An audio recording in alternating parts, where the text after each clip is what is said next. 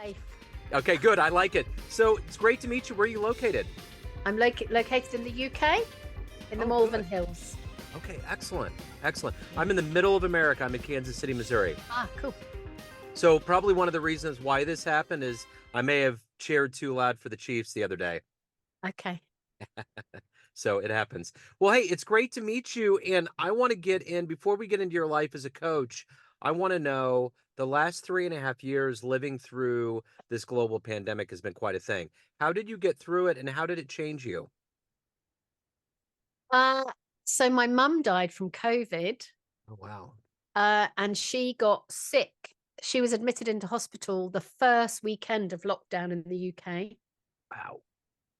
And then she died in hospital with nurses dressed as astronauts, and we weren't able to go. So that's quite a question. That's, yeah. She and my husband's job was made redundant on the 16th of March. And or the day before lockdown, the day before the first lockdown, his job was made redundant and he decided to take early retirement. So it was quite a big thing, those early Huge. weeks. Yeah. And so we decided to totally change our lives. And on the first day of the second lockdown in the UK, we'd sold our house, we moved out. We thought we had somewhere to live and we didn't. So we sent all of our stuff to storage in one direction and we went and moved in with my brother. Wow. And then we had 3 lockdowns in the UK. And Yeah. by the end of lockdown 3, we'd moved into this house, which is beautiful. And I think without COVID, we wouldn't have ever had the courage to get here. Yeah. So That is the one thing that COVID did do. It made everybody examine their lives and yeah, do things in a pretty dramatic way. yeah. So that's a big question. Yeah, that's a lot. That's heavy. So let's get into something a little bit lighter and a little bit easier. If I put you in front of a bunch of third graders at career day and one of the kids asked you, "Hey, what do you do for a living?" How would you answer that child? I help people have better conversations. Okay. Isn't that kind of odd for adults? It seems like a relatively easy thing, but communication it can be difficult, and it can I mean, so what did you want to be when you were in the third grade? What was your dream to grow up and become? Can I keep talking to the third grader? Please, please elongate. That would be wonderful. Because nobody teaches you to have conversations. They tell you when you're not doing it right, but they never teach you how to do it well. And if you don't see it being done well, you're never going to learn. And lots of adults don't know how to have good conversations where people feel heard. Yeah. In countries like Switzerland, you have to have, or even in Israel, you have to have mandatory military service. Yeah. Seems as though we should have some level of mandatory, maybe public speaking at a minimum. You know what I'm saying? And then just kind of from there, unroll it. I remember I was a communications major in college, Ah, and I was blown away by how many nonverbal cues are a part of the verbal process. We throw out way more nonverbals than we do verbals, which is astonishing. yeah. You know? That's why one of the chapters in my new book is about the dance of the conversation, which is what we see rather than what we hear. Yeah.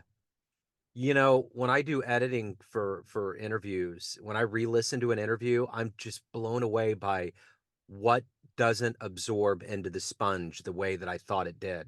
Yeah. So I get totally different meanings. Maybe that's the reason why we're so into quotes, because the bite size works and we can really ponder it well. Yeah. Do you know, 3 years before COVID, I'd been sat with that Maya Angelou quote, I belong everywhere, I belong nowhere, no place at all. The price is high, the reward is great. Yeah. And for Yeah. 4 years, it felt like it was for me, but I didn't know what it meant. Yeah. And then boom. There you go. Sometimes you have to live the parable before it becomes something that it soaks into your bones. Yeah, I'm just making that's just going in and having a little journey round Yeah. inside. Uh-huh. Like a little roller coaster ride, so to speak. Yeah, Yeah. yeah. But there So, is something, isn't there, that we experience, yeah. that in order to learn, we have to experience it and not just think it. Well, it's the reason why when we look at young people and they have all these ideologies that are floating around and these notions, and we inherently know it's not going to work. I mean, not that we're trying to be negative, but there's just things where it's like you almost have to just live it. And that's when you realize that these quotes that we get throughout our lives mean more as we get older because we realize it, we live it, we walk through the fire, you Yeah, know? I've just had a conversation with somebody this afternoon about what you can learn in a book and what you have to learn in life. Yeah. And there are lots of books about lots of things that you can't learn in a book. Uh huh. Yep. I You can't remember, learn courage in a book. right. Sure. Well, I remember early on in my life when I wrote, I wrote poetry and short stories. I just was never at a point where I like in my 20s where I thought I can't put this out. I haven't been around long enough. I need to maturate. I need to let these things kind of incubate like a wine in a barrel. It's like it just takes time for you to understand things, Yeah, you know. yeah. And what happens when you look back at that poetry now? Were you I'm right like, or were you wrong? what's that? Were you right or were you wrong if you look at it now?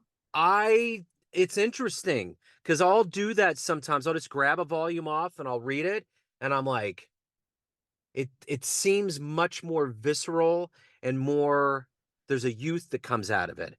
So I don't know that I was right. I mean, I could have gone for it, but it Yeah. just has a different tenor to it because that Mm. was when I didn't have a divorce under my belt and I didn't get remarried and I didn't have children and I didn't realize all of these things that make you grow so much and see the world in a completely different light.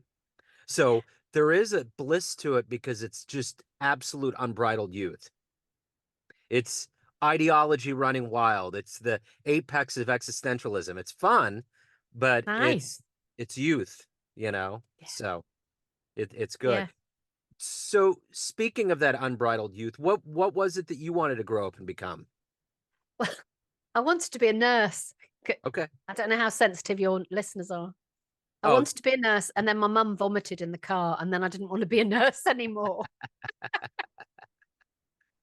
yeah, sometimes those things will wake you up in a big way. So, how did you get to this point in your life where your focal point is helping people communicate better? Take me to where you were born and raised, and maybe some early seeds that were planted that made you grow into who you are today. Oh, golly. So, my dad's just died, and we're going through family history. He died in a good way. He died in a very different way from my mum. Yeah, Um, and we're going through family history, and I recognise that my parents relocated in the 60s when I was 3 years old and my brother was 5 years old, or 2 and 4. And we have become a family who never live where the rest of the family are. And my kids now don't live near us. So there's a mobility around the family, which I know now isn't, well, certainly then wasn't common. And it was a huge thing for my parents to move from where both their parents and brothers and sisters were to a completely new city because my dad got a job. Um, and my dad was always unconventional. So he was a TV director. And, in the 60s, the media wasn't like the media now. yeah, You didn't go, I want to be in the media. It was a real, he moved there from written publications to TV. Um, and I guess there was always a difference around the kinds of people that they knew, and the they knew a lot of people who were mobile and traveling and came in and out of the house, and it was a really interesting place to be. But then I went to a very conventional school, and the school said that you did a degree in a subject that you'd done at school. Well, for my in England we have a thing called A levels, my advanced level, so that's your final certificate in school. I did mathematics, economics, and French. And the French teacher said I wasn't good enough at French to do it for a degree, even though it turned out my results were amazing. I didn't like economics, so that left mathematics. Yeah. So I arrived at university to do a degree in applied statistics, and on about week 3, realized I couldn't do it because it was too hard. And I kind of reached my pinnacle of mathematics. But you could just about get through the degree. And people that in those days didn't talk about changing or saying, actually, this isn't what I want something else. So I did it. I did my degree in applied statistics. It was a miracle that I passed. Just. I can remember my friend got a first class honours and she came with me to get my results. And I was jumping around and dancing in the street. And somebody said to me, did you get a first class honours? I went, no, I didn't fail. There you go. Yeah. And then I went to train to be a teacher. And I found myself because I suddenly realized that I was really good at it. Yeah. And I loved it. So I went to Kenya and taught in a rural secondary school where we had 6 teachers and 300 students. Wow. And when it was coffee picking season, the students all disappeared because they went to pick the coffee and then they'd come back when the coffee was picked. And that just opened my eyes up to everything. Yeah. And then when I came back to the UK, I became a coach, even though I didn't. So that was in the 80s, but I didn't know that's what I was doing. I had a job with a fancy name in an NGO. Yeah. But I was coaching people who wanted to work in international development, and that was the beginning of this bit, which is much more me shaped than Yeah. the applied statistics. Right. Well, sometimes it takes a while to find your calling, right? Yeah, absolutely. So, what is the number one thing that you noticed with your client base that's the big, because you obviously see this in a different way. There's an expertise you have that we civilians don't. What is the number one common problem that people have in communication that needs to be addressed immediately? They don't let the other person process.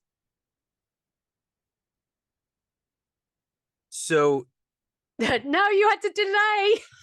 well, no. What I'm trying, what I'm, no. What I'm trying to get to here is, I just turned 51, and I've learned in my life up to this point that it's so much better if I don't talk.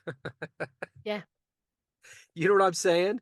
You get what I'm saying. You Yeah. just need to, like, sometimes there's this knee-jerk notion where you have to just spit out this PhD, and it's like, no, I'm going to take it in and then we'll come back to it Yeah. because it's good to pour over it.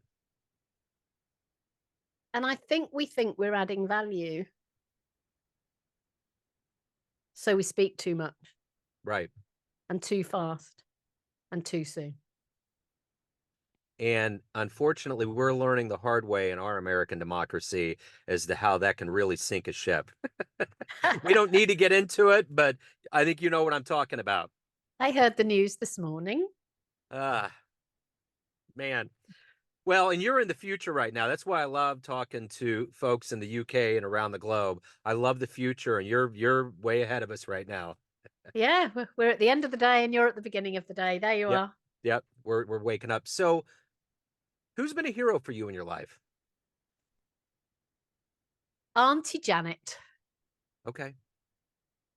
In fact, I was writing about her the other day on LinkedIn, and my cousin who lives in Texas sent me a message. He said, "You're talking about my mum." I went, "Yes, I am." Yeah. Because she had a people facing job. She was a coach, really, until quite recently. And she taught me that you could have a family and you could go to work. Yeah. Yeah.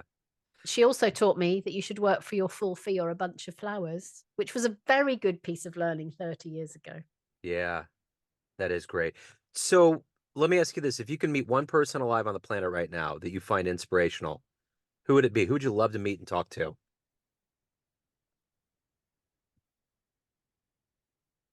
I don't think it's a famous person.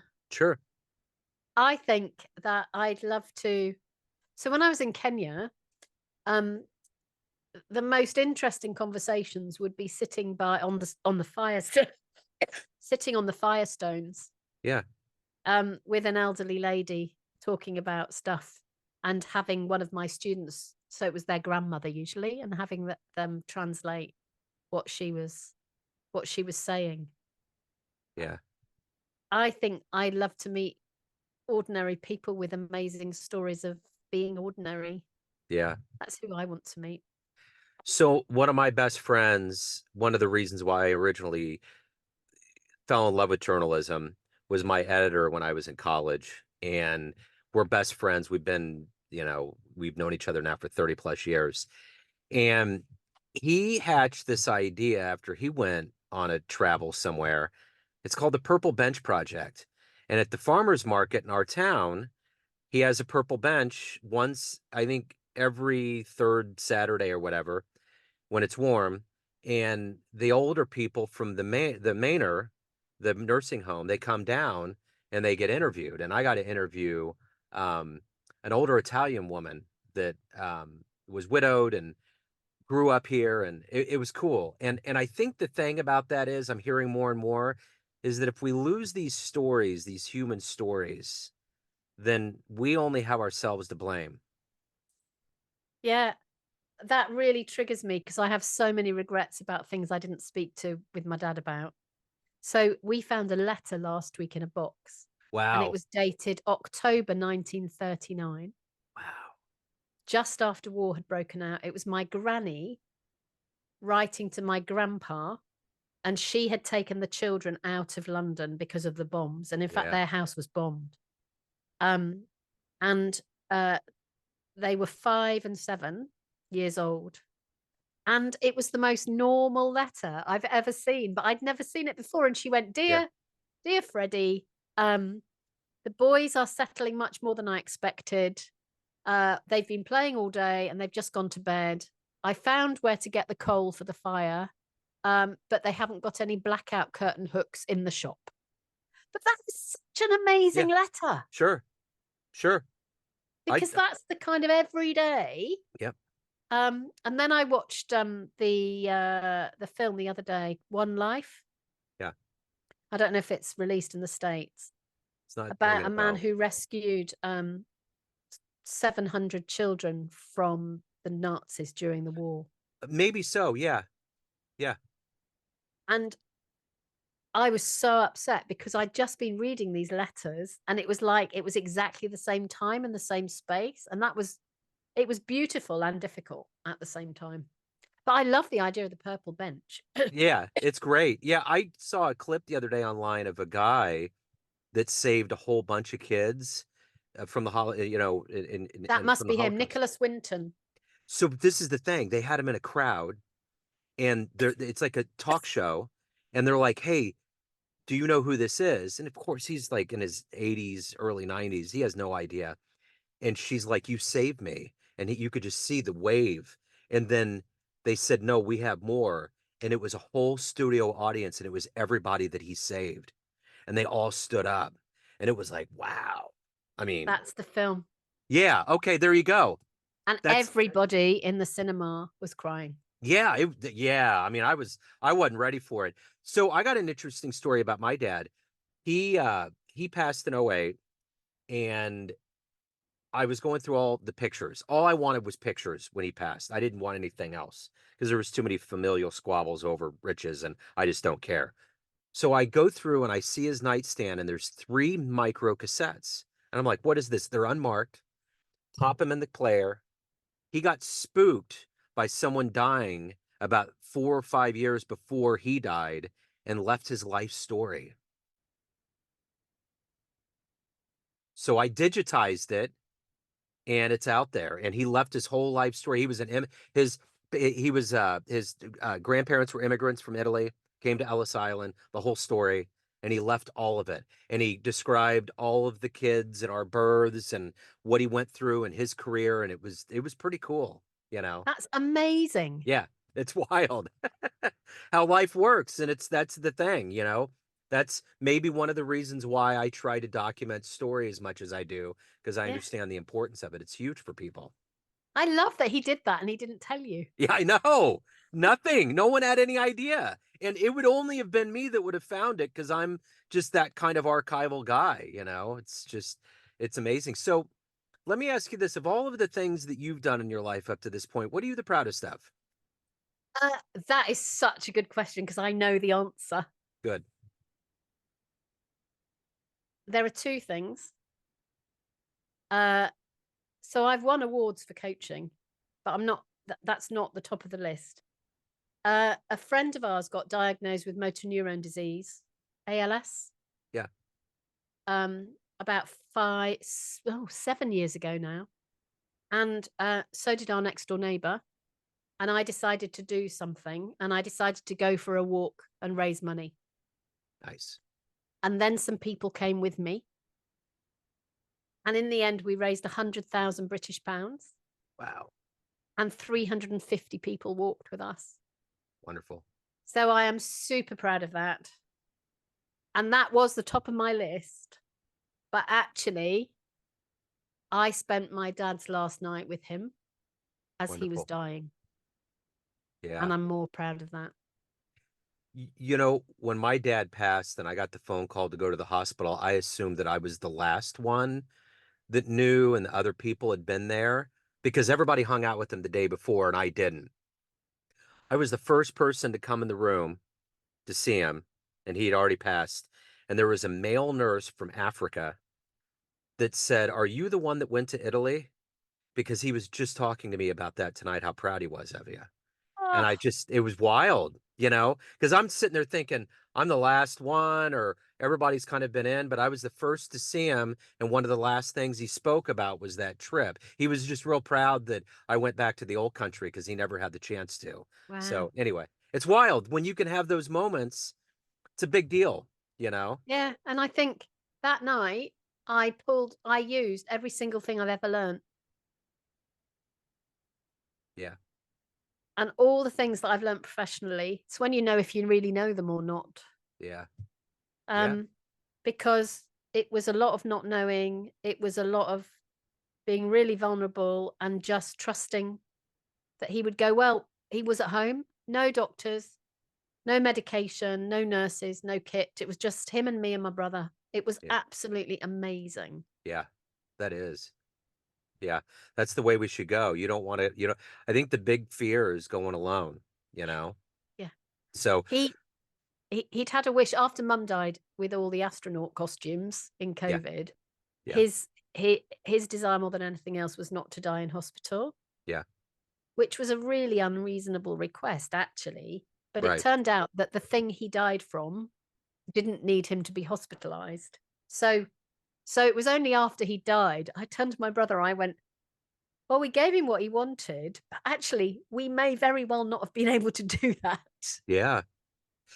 Be careful what you wish for, right? I mean, that's the thing about life. It's Yeah, just, you just don't know how the stars are going to align. yeah.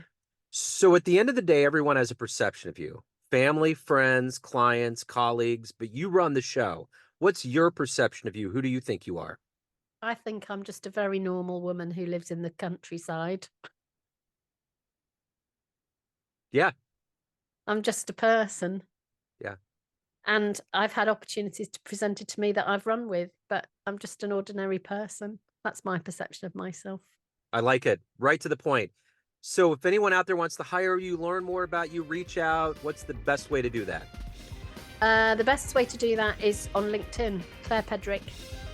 Okay. All right. Claire, this has been great. I think we had a good communication here. So thank you for taking time out today. Thank Have you. a great 2024. Best of luck And with you. everything. I've really enjoyed this. Thank you. It's been great. Bye-bye. Thank you.